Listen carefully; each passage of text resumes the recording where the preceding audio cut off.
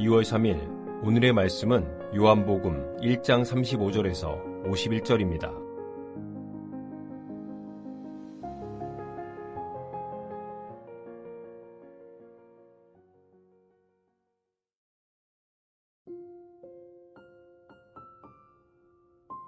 또 이튿날 요한이 자기 제자 중 두 사람과 함께 섰다가 예수께서 거니심을 보고 말하되 보라 하나님의 어린 양이로다.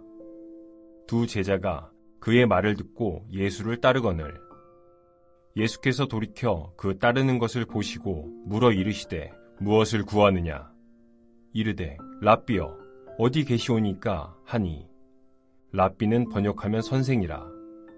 예수께서 이르시되 와서 보라. 그러므로 그들이 가서 계신 데를 보고 그날 함께 거하니 때가 10시쯤 되었더라. 요한의 말을 듣고 예수를 따르는 두 사람 중에 하나는 시몬 베드로의 형제 안드레라. 그가 먼저 자기의 형제 시몬을 찾아 말하되 우리가 메시아를 만났다 하고 메시아는 번역하면 그리스도라. 데리고 예수께로 오니 예수께서 보시고 이르시되 내가 요한의 아들 시몬이니 장차 게바라 하리라 하시니라. 게바는 번역하면 베드로라. 이튿날 예수께서 갈릴리로 나가려 하시다가 빌립을 만나 이르시되 나를 따르라 하시니 빌립은 안드레와 베드로와 한 동네 벳세다 사람이라. 빌립이 나다나엘을 찾아 이르되 모세가 율법에 기록하였고 여러 선지자가 기록한 그 일을 우리가 만났으니 요셉의 아들 나사렛 예수니라. 나다나엘이 이르되 나사렛에서 무슨 선한 것이 날 수 있느냐. 빌립이 이르되 와서 보라 하니라. 예수께서 나다나엘이 자기에게 오는 것을 보시고 그를 가리켜 이르시되 보라 이는 참으로 이스라엘 사람이라. 그 속에 간사한 것이 없도다. 나다나엘이 이르되 어떻게 나를 아시나이까? 예수께서 대답하여 이르시되 빌립이 너를 부르기 전에 내가 무화과 나무 아래에 있을 때에 보았노라. 나다나엘이 대답하되 랍비여 당신은 하나님의 아들이시오 당신은 이스라엘의 임금이로소이다. 예수께서 대답하여 이르시되 내가 너를 무화과 나무 아래에서 보았다 함으로 믿느냐? 이보다 더 큰 일을 보리라. 또 이르시되 진실로 진실로 너희에게 이르노니 하늘이 열리고 하나님의 사자들이 인자 위에 오르락 내리락 하는 것을 보리라 하시니라. 요한복음 1장 35절에서 51절 말씀을 함께 묵상하겠습니다. 어제 본문에서 보면 예루살렘의 종교 지도자들과 세례 요한의 논쟁이 있었는데요. 세례 요한이 메시아인가 아닌가에 대한 논쟁이었습니다. 이 논쟁에서 세례 요한은 자신이 메시아가 아니며 메시아의 오심을 준비하는 자임을 알렸습니다. 또한 세례 요한은 예수님이 말씀이 없는 세상에서 말씀으로 오셨고 어두운 세상의 빛으로 오신 분이라고 설명하였습니다. 또한 세상 죄를 지고 가는 어린 양이라 하였고 성령으로 세례를 베풀 자라 하였습니다. 또한 34절에 보면 하나님의 아들이라고도 증언하였습니다. 세례 요한이 예수님을 이렇게 증언한 후 다음 날이 되었습니다. 요한이 자기 제자 중 두 사람과 함께 서 있다가 예수께서 지나가심을 보고 말합니다. 하나님의 어린 양이라고 하지요. 이에 제자가 요한의 말을 듣고 예수님을 따릅니다. 이 제자 중 한 명은 40절에 보니 베드로의 형제 안드레이고요. 또 한 명은 정황상 요한복음의 저자 사도 요한이 아닐까 추정합니다. 요한의 제자들은 요한의 증언을 듣고 예수님께 나아갑니다. 그러자 예수님께서 그들에게 무엇을 구하느냐 묻지요. 예수님은 이 제자들이 어떤 모습의 메시아를 기대해야 하는지 묻고 있는 것입니다. 이에 제자들은 랍비여 어디 계시옵니까? 라고 묻지요. 이 물음은 지금 예수님이 어디에서 유숙하고 있는지를 묻는 것이지요. 예수님과 깊은 교제하기를 원한 모양입니다. 이에 예수님이 제자들에게 와서 보라. 직접 와서 보라고 하십니다. 그러자 제자들이 예수님이 계신 곳으로 가지요. 그리고 그곳에서 그날 밤을 함께 보냅니다. 그곳에서 예수님은 자신을 드러내셨고 요한의 제자들은 예수님이 메시아임을 알게 됩니다. 여러분, 요한은 자신의 제자를 예수님께 보내었습니다. 이는 요한이 자기의 사명을 잘 이해하고 있음을 보여주는 대목이지요. 세상적인 관점에서 보면 자기의 제자를 다른 스승에게 보내는 것을 원하지 않습니다. 하지만 세례 요한은 자신의 제자를 예수님께 보냅니다. 그것은 자신의 사명이 바로 예수님을 증언하고 드러내는 사명임을 분명히 알고 있었기 때문이지요. 자신은 쇠하여야 하고 예수님은 흥하여야 하기 때문입니다. 이제 예수님이 다스리는 시대가 되었기에 자신의 제자가 예수님의 제자가 되어도 큰 문제가 되지 않은 것이죠. 우리의 삶과 사역이 일이 되었으면 좋겠습니다. 우리의 존재, 나의 명성, 나의 업적이 모두 예수님만 드러내길 바랍니다. 예수님이 드러난다면 나는 없어지고 썩어져도 괜찮다는 마음이 우리 안에 충만했으면 좋겠습니다. 이 땅의 교회도 그리 되었으면 좋겠습니다. 교회의 이름, 목사의 이름이 드러나는 것이 아니라 예수님이 드러나길 바랍니다. 사도 바울의 고백이 생각이 나지요. 갈라디아서 2장 20절에 보면 내가 그리스도와 함께 십자가에 못 박혔나니 그런즉 이제는 내가 산 것이 아니요 오직 내 안에 그리스도께서 사신 것이라. 우리의 삶과 사역이 그리고 우리 교회의 사역이 오직 예수 그리스도만 드러나는 사역과 삶이 되길 바라고 소원합니다. 이제 요한의 제자였던 시몬 베드로의 형제 안드레가 시몬을 찾아가 말합니다. 우리가 메시아를 만났다라고 외치지요. 요한의 제자 안드레는 예수님과 지내면서 세례 요한이 증언한 것이 진실임을 깨닫게 되었죠. 안드레는 메시아를 만났기에 그냥 있을 수 없었습니다. 그래서 형제 베드로에게 가서 내가 메시아를 만났다고 전합니다. 여러분, 메시아를 만나면 이렇게 되는 것이지요. 구원자, 우리의 유일한 중보자, 세상의 주를 만나면 우리의 생각과 삶이 바뀌게 될 수밖에 없습니다. 그리고 메시아 대신 예수님을 전할 수밖에 없지요. 왜인가요? 그 예수 그리스도께서 심판자이며 구원자이며 이 땅을 회복할 자임을 우리가 믿기 때문입니다. 그 사실을 진실로 믿고 있는 사람은 예수님의 사람이 되고 예수님의 제자가 되고 예수님을 전하고 증언하는 사람으로 변화되는 것이지요. 여기서 하나 궁금한 것이 생깁니다. 마태복음 4장에 보면 베드로의 부르심과 오늘 베드로의 부르심이 다르다는 것을 보게 됩니다. 마태복음에 보면 예수님이 베드로를 보자마자 부르셨고 베드로가 그 즉시 예수님을 따른 것으로 기록되어 있습니다. 이렇게 기록이 차이가 나는 이유는 만남의 순서가 서로 생략되었기 때문으로 보입니다. 예수님과 베드로의 만남이 이전에 있었고 그 후 다시 베드로를 부르실 때 베드로가 그 부르심에 순종한 것으로 이해할 수 있습니다. 예수님은 베드로와의 첫 만남에서 베드로를 내가 요한의 아들 시몬이니 장차 개바라 하라 할 것이라 하셨습니다. 예수님은 베드로를 만나기 전부터 요한의 아들 시몬인 것을 알고 있었고 베드로를 개발하고 또 다른 이름을 지어주셨습니다. 예수님은 자신의 신적 능력을 여기서도 보여주고 있지요. 사랑하는 성도 여러분, 우리가 믿고 신뢰하는 예수님은 세상의 죄를 지고 가는 희생양이며 또 그 죄의 문제를 해결하는 구원자이십니다. 또한 우리와 하나님을 연결해주는 중보자이십니다. 누구든지 예수 그리스도를 주로 고백하면 구원을 누리는 새로운 시대를 여신 메시아입니다. 그렇기에 예수님이 이 세상의 빛이고 소망입니다. 그러니 우리가 예수 안에 거할 때, 예수와 더불어 살아갈 때 우리는 깨진 세상에서 소망 가운데 하나님 나라를 회복하며 그 나라 안에서의 참된 기쁨을 누리며 살게 되는 것이지요. 두 번째 단락인 43절에서 51절에 보면 세 번의 만남이 기록되어 있습니다.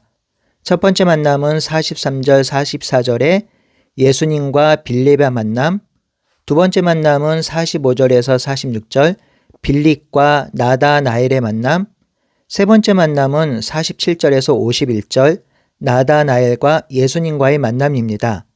이 세 번의 만남은 예수님의 정체성을 드러내고 보여주며 예수님이 앞으로 어떤 사역을 하실지 미리 알려주고 있습니다. 먼저 첫 번째 만남 빌립과 나다나엘의 만남을 통해서 예수님이 어떤 분으로 드러나는지 보겠습니다. 예수님을 만난 빌립이 나다나엘을 찾아가 이렇게 말합니다. 45절입니다. 모세가 율법에 기록하였고 여러 선지자가 기록한 그 일을 우리가 만났다. 이는 요셉의 아들 나사렛 예수니라 라고 하지요. 그러자 나다니엘이 나사렛에서 무슨 선한 것이 나겠느냐라고 반응합니다. 모세가 율법에 기록하였고 여러 선지자가 기록한 이라고 한 것은 예수님이 구약에서 약속된 하나님의 예언을 성취할 분이라는 사실을 말하고 있는 것이죠. 이는 신명기 18장 15절에서 19절, 이사야 11장 1절에서 9절, 에스겔 34장 23절에서 24절 등 구약 성경 곳곳에 메시아가 올 것임을 예언하고 있는데요. 당시 유대인은 이스라엘을 구원할 메시아를 기다리고 있었습니다. 하나님께서 보내실 메시아, 자신들을 구원하고 이 땅에 하나님의 다스림이 충만한 나라를 만들 것, 하나님의 영광이 가득한 세상을 성취할 메시아를 기다렸습니다. 빌립은 지금 구약에 예언된 메시아를 만났고 지금 여기 서 있는 예수님이 그분이라고 소개를 합니다. 이제 두 번째 만남을 살펴보겠습니다. 나다니엘과 예수님과의 대화를 통해서 예수님이 어떤 분인지 드러나지요. 빌립이 메시아를 만났다는 소식을 들은 나다니엘은 예수님을 찾아옵니다. 이때 예수님께서 나다니엘을 향하여 보라, 이는 참으로 이스라엘 사람이라 그 속에 간사한 것이 없다고 말합니다. 그러자 나다니엘이 어떻게 자신을 아는지 묻지요. 이에 48절에 보면 예수님이 나다니엘을 부르기 전에 무화과 나무 아래 있을 때 보았다고 하십니다. 그러자 나다니엘은 예수님께 랍비라고 인사합니다. 나다니엘은 최대한 정중하게 예수님께 예의를 갖추고 있습니다. 그러면서 예수님을 하나님의 아들 이스라엘의 임금이라고 고백합니다. 그렇다면 나다니엘이 어떻게 이러한 고백을 할 수 있었을까요? 이는 예수님께서 자기 자신에게 하신 말씀이 모두 맞았다는 것에 놀랐습니다.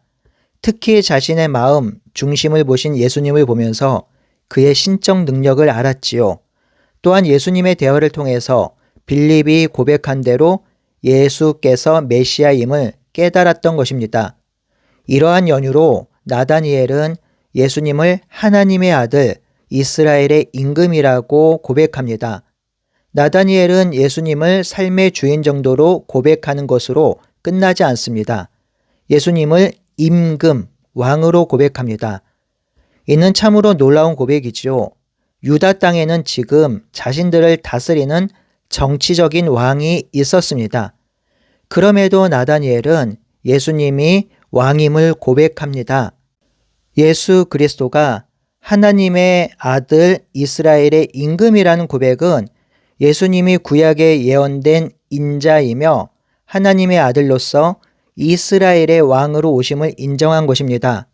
나다니엘은 지금 구약 예언의 말씀이 성취되고 언약이 이루어지고 있음을 믿었고 그 믿음을 고백하고 있습니다. 이 대화를 통해서 예수님이 어떤 분인지 정확히 드러납니다. 먼저 예수님은 자신이 나다니엘의 마음의 중심을 아는 자임을 보여줍니다. 예수님이 나다니엘에게 내가 너를 무화과 나무 아래서 보았다고 믿느냐라고 하셨지요. 여기서 보아서 믿는다는 것은 단순히 응시하였다는 의미가 아닙니다. 예수님이 나다니엘을 보고 나다니엘의 중심과 마음을 모두 알고 있다는 것을 의미하는 것이지요. 예수님은 나다니엘과 대화를 나눈 적도 없었는데 나다니엘의 마음을 꿰뚫고 계십니다. 이러한 능력은 독심술사라든지 심령술사와 같은 능력을 가지고 있다는 것이 아닙니다. 인간의 중심과 마음을 아는 것은 그 마음을 지으신 이만이 할 수 있는 것입니다. 그러니 여기서 예수님은 마음을 창조하시고 마음을 움직이시는 신적 존재임이 드러납니다. 또한 예수님은 50절에 자신이 더 큰 일을 행할 것이라 하셨습니다. 더 큰 일은 두 가지로 해석할 수 있습니다.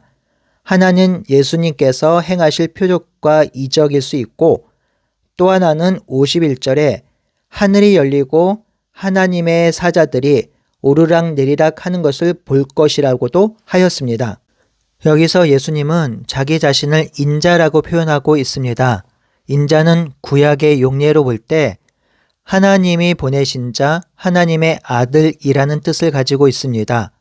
이 인자는 역사의 끝에 하늘 구름 타고 나타나 세상을 심판하고 열방의 섬김을 받는 묵시적 환상에서도 나타납니다.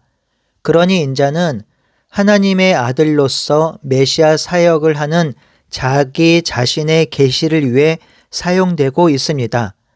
또한 하늘이 열리고 하나님의 사자들이 인자 위에 오르락내리락 하는 것을 볼 것이라 하셨지요. 이 표현은 창세기 28장 10절에서 19절의 말씀을 상기시킵니다. 야곱이 베델에서 유숙할 때 야곱이 꿈에서 사닥다리가 땅에 있는데 그 꼭대기에 하늘이 닿았고 하나님의 사자들이 그 위에 오르락내리락 하는 것을 보았지요. 야곱이 꿈을 깨고 나서 이곳에 하나님이 계시며 이곳을 베델 하나님의 집 하늘문이라고 하였습니다. 여기서 사닥다리가 의미하는 것은 이 땅과 하늘을 연결하는 도구가 되는데요. 이는 인자이신 예수님이 이 사닥다리가 된다는 것입니다. 즉 예수님을 통해서 하늘로 왔다 갔다 한다는 의미지요. 이는 예수님의 중보적 사명을 드러냅니다.